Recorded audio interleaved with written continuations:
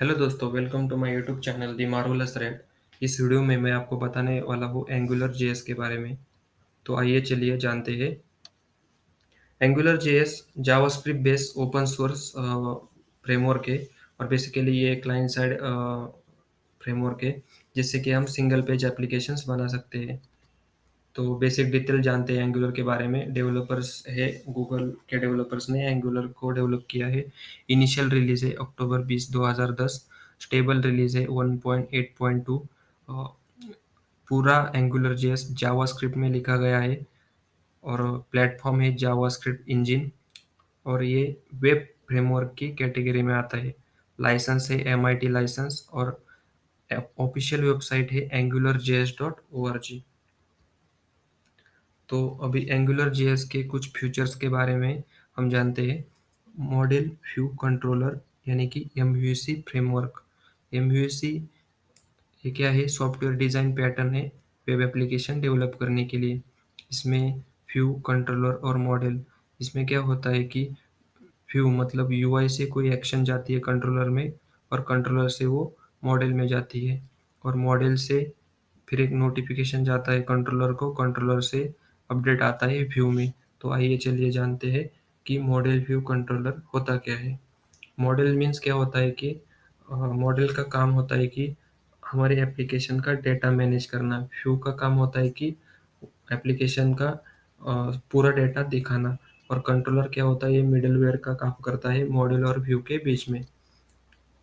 दूसरा फीचर है एंगुलर का यूजर इंटरफेस विद एचटीएमएल।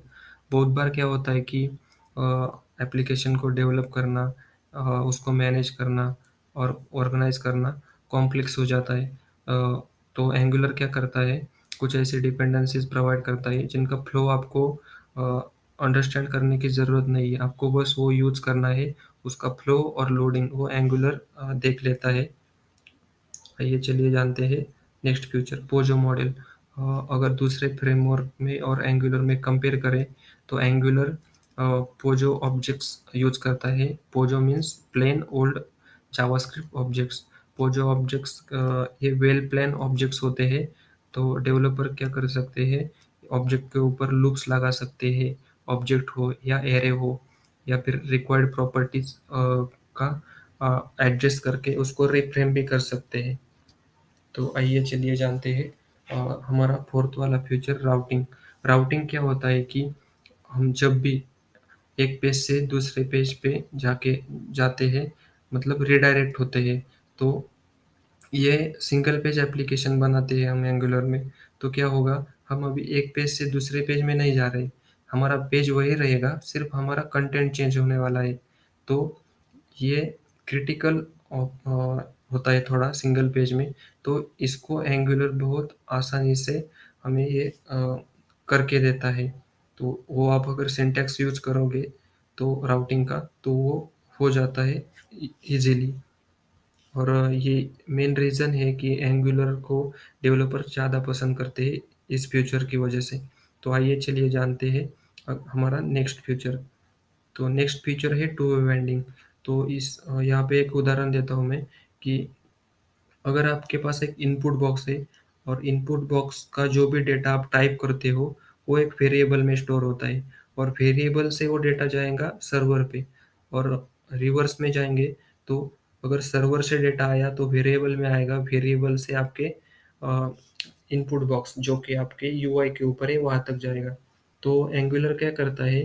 ये मतलब अगर आपने इनपुट बॉक्स में टाइप किया तो सर्वर तक जाने का जो प्रोसेस या फिर सर्वर से इनपुट तक, ये जो व्यू और मॉडल के बीच में जो सिंक्रोनाइजेशन है ना, ये एनजी मॉडल से, एनजी मॉडल करके एक डायरेक्टिव है, इसकी वजह से बहुत स्मूथली हो जाता है।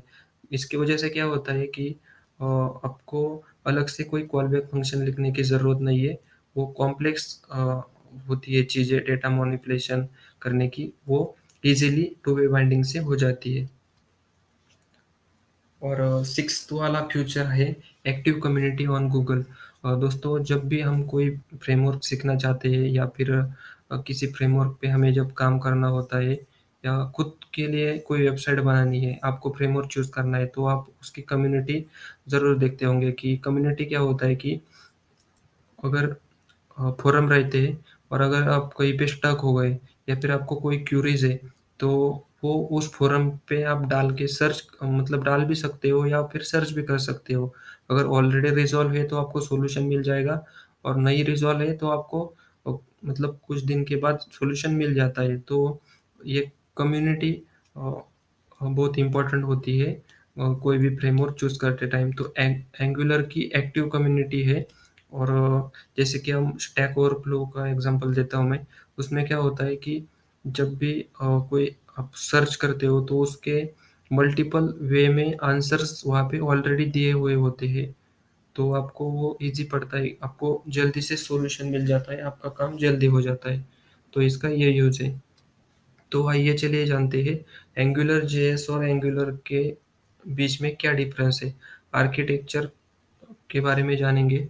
तो एंगुलर यूज़ करता है मॉडल व्यू कंट्रोलर, और एंगुलर जो लेटेस्ट वर्जन है वो यूज़ करता है कंपोनेंट्स। लैंग्वेज एंगुलर जेएस में जावास्क्रिप्ट है, लेटेस्ट में टाइपस्क्रिप्ट यूज़ किया हुआ है। मोबाइल सपोर्ट एंगुलर जेएस नहीं करता, एंगुलर मोबाइल सपोर्ट करता है। एक्सप्रेशन सिंटैक्स एंगुलर जेएस में एनजी डायरेक्टिव यूज़ होते हैं, और एंगुलर में property binding, event binding, two way binding जैसे एक्सप्रेशन सिंटैक्स है। डिपेंडेंसी इंजेक्शन एंगुलर जेएस में डिपेंडेंसी इंजेक्शन हम नहीं यूज़ कर सकते, लेकिन एंगुलर लेटेस्ट वर्जन में हम वो यूज़ कर सकते हैं।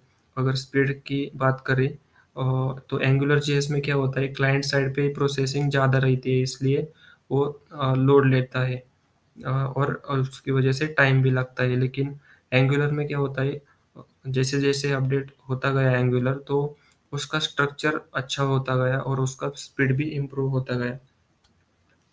तो अभी दोस्तों एंगुलर की ऑफिशियल वेबसाइट पे उन्होंने ऐसा मेंशन किया है कि ऑफिशियली जनवरी 2022 से उन्होंने एंगुलर जेएस को ऑफिशियली सपोर्ट करना बंद कर दिया है। जो एग्जिस्टिंग प्रोजेक्ट्स है या फिर जो एग्जिस्टिंग डेवलपमेंट है, वो अगर कोई माइग्रेशन नहीं करता है तब भी वो कर सकता है। लेकिन अगर कोई उसमें नया इशू आएगा तो अभी एंगुलर वो सॉल्व करने वाला नहीं है, क्योंकि उन्होंने जो भी गिटहब की उनकी रिपोजिटरी है वो आर्काइव स्टेट में रखी है। और आर्काइव स्टेट में रखी है मीनिंग, उसका मीनिंग ये है कि वो अभी कोई भी नया इशू या फिर नई पुल रिक्वेस्ट सबमिट नहीं करने वाले हैं। तो ये था वीडियो आज आज के लिए, बस इतना ही। और आगे वाले वीडियोस में मैं अभी एंगुलर के अपडेट वर्जन 2 या फिर वर्जन 2 से वर्जन 40 तक वीडियो डालने वाला हूँ। उसके बाद में कंप्लीट एंगुलर 14 या फिर जो भी लेटेस्ट वर्जन होगा 15, उसके ऊपर एक एंगुलर की सीरीज आने वाली है।